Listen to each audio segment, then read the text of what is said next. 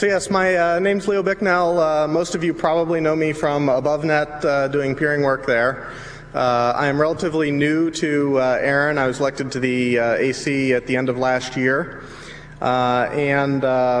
This presentation came out of essentially a lot of complaints at ARIN in that a lot of people have been talking in the halls about this particular topic, but no one has put forth a proposal on how to fix it.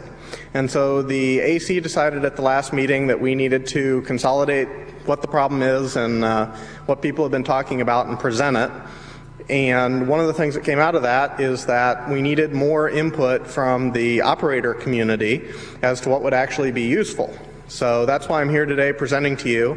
I certainly want to encourage anyone who's interested in the things I talk about today to look at the fall meeting, which is a joint NANOG ARIN meeting, so you can stay on and voice your opinion on these topics.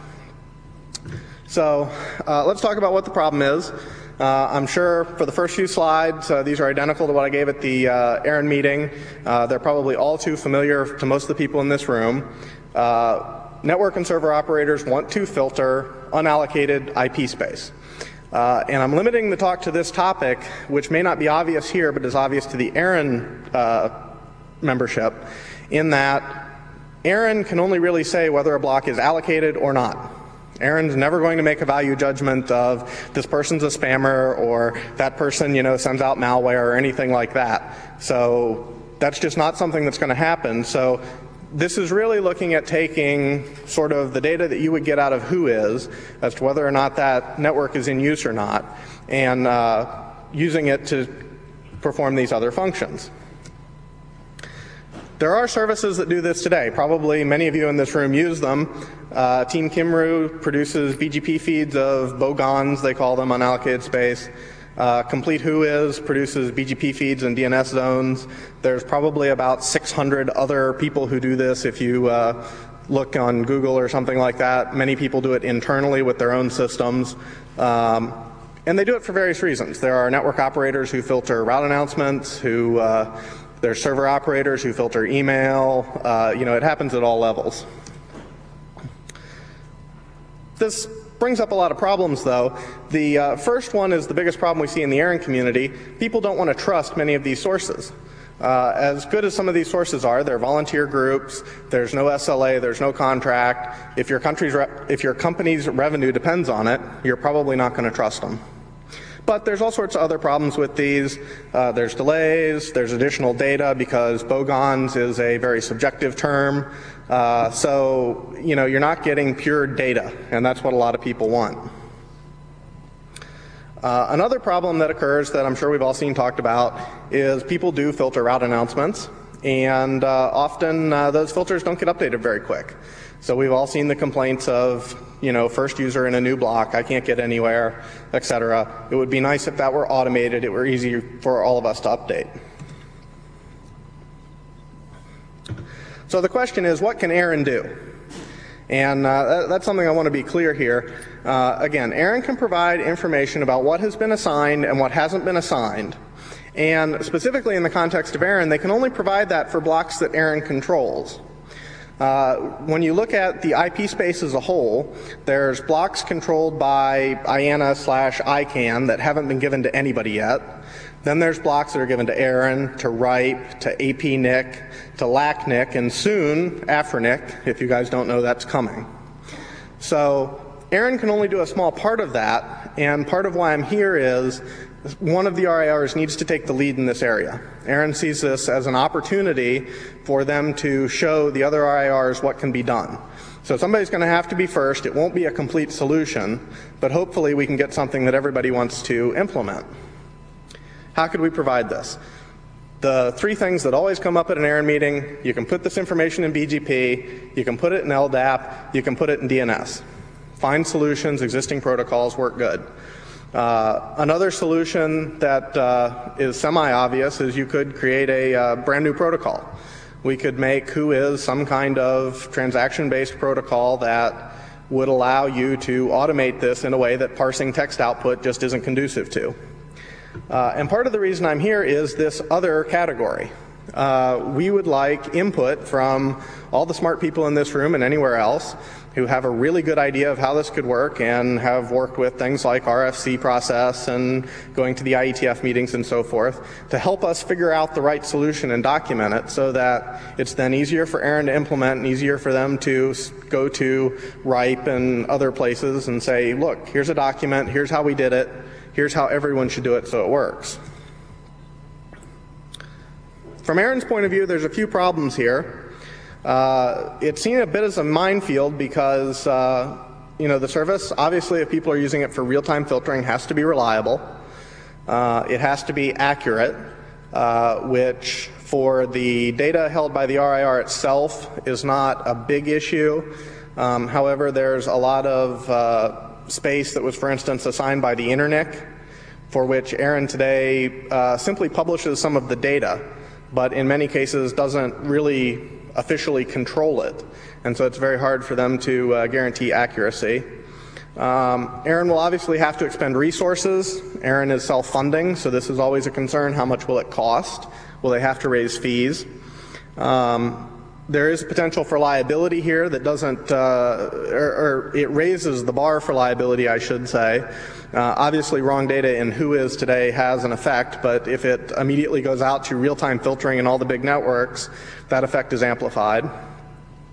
And certainly a big concern, and one of the reasons ARIN hasn't acted, is it's viewed that any solution that we implement will probably have to be supported for forever, where forever probably means the life of IPv4, if that's the data we're talking about, which is probably forever, and then people are going to want it for any follow-on protocol as well. So there's a great impetus here to get this correct the first time.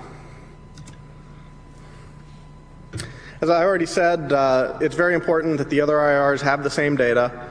ARIN only has a subset of it. If only ARIN provided filtering data, it probably wouldn't be used by a lot of people.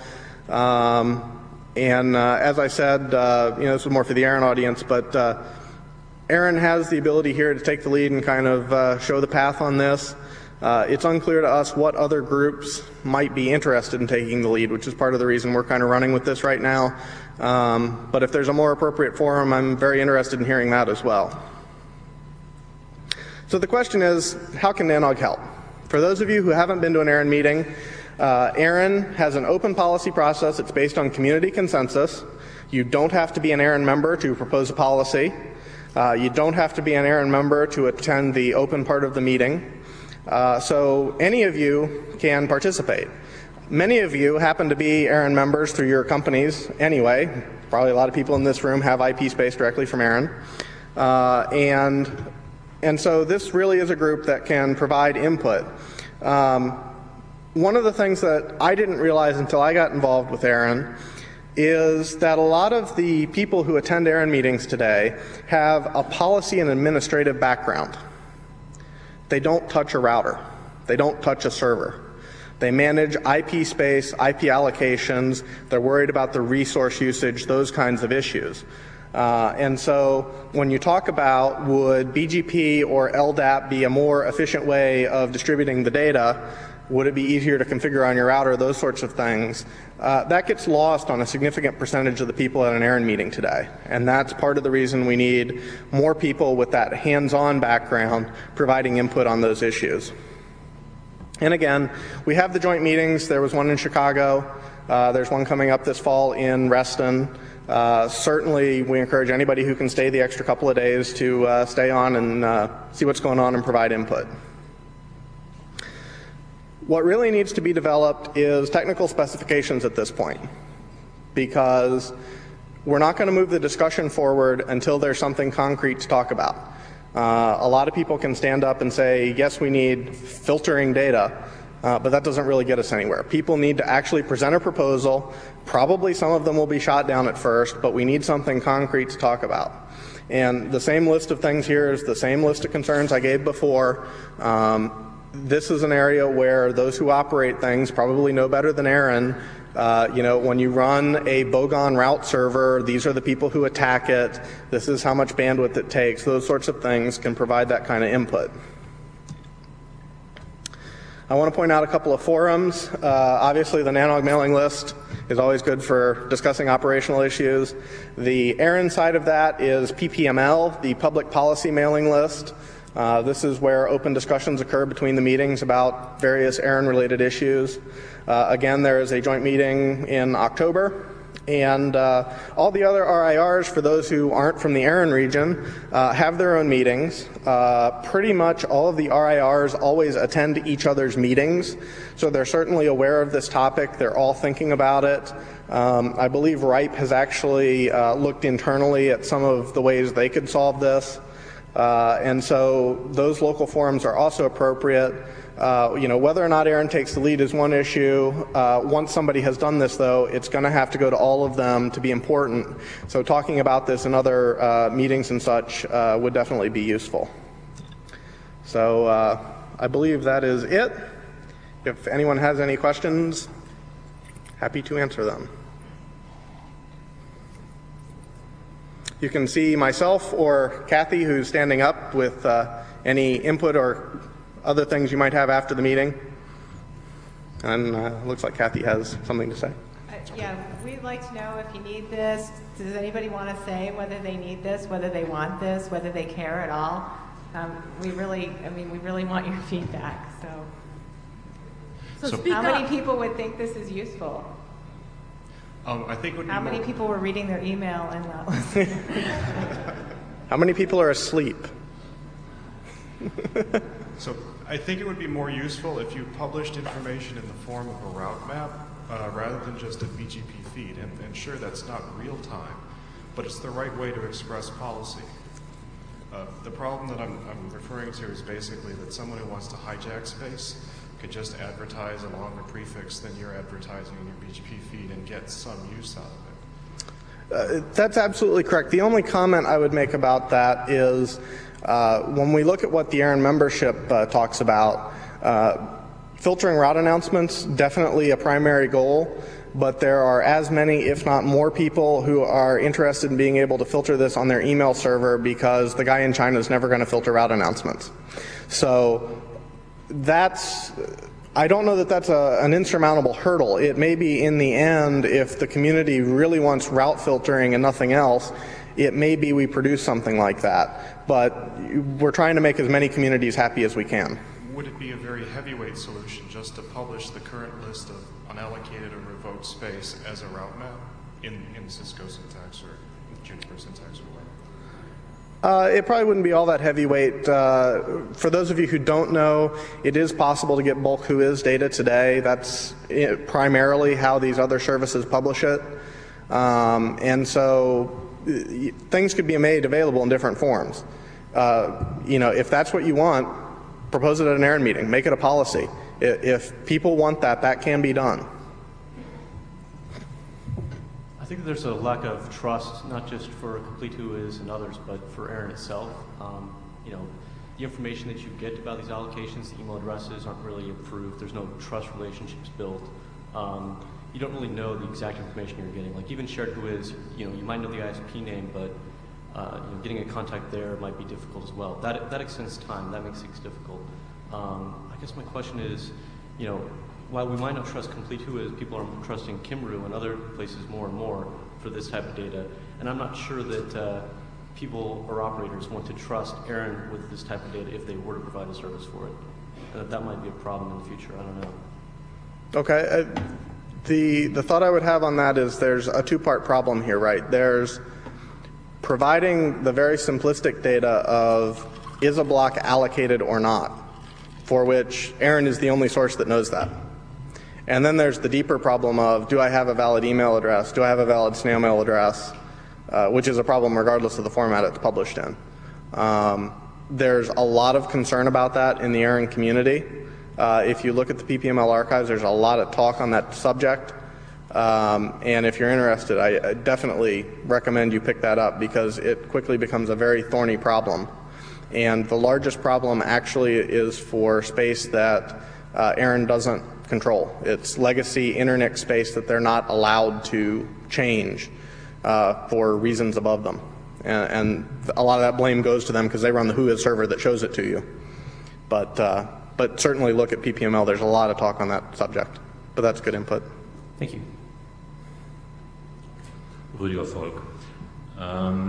You mentioned the question of how to publish data, and well, okay, I'm seeing problems how to deal authoritatively with information about bad space. However, I would strongly suggest all of the RIRs to consider using RPSL and the IRR to publish the address space that they actually have allocated, and you mentioned you know authoritatively what you have assigned, and it's a pity that we have the RPSL and the IRR and that data is not available and cannot be used in generating policies, and it should be really easy. I think that's a great suggestion, and the best thing I can offer is that you should submit it via the public policy mailing list as a policy change, that they should publish that. Again, ARIN works on community consensus. If that's what everybody wants, that's what will happen. We're also going to take these comments back with us to the next meeting, so it's really great if you want to come to the meeting, but if you can't make it, some of this, the route map and what you said, we'll also take that back with us. Steve Gill, Team Cymru. Just want to make a couple clarifications. The formats that the data is available in, as far as the data that comes from Team Cymru, currently you can retrieve that through various forms, HTTP, it's published in DNS, email, RADB, RIPE object as well, and a couple of the formats that don't come to mind.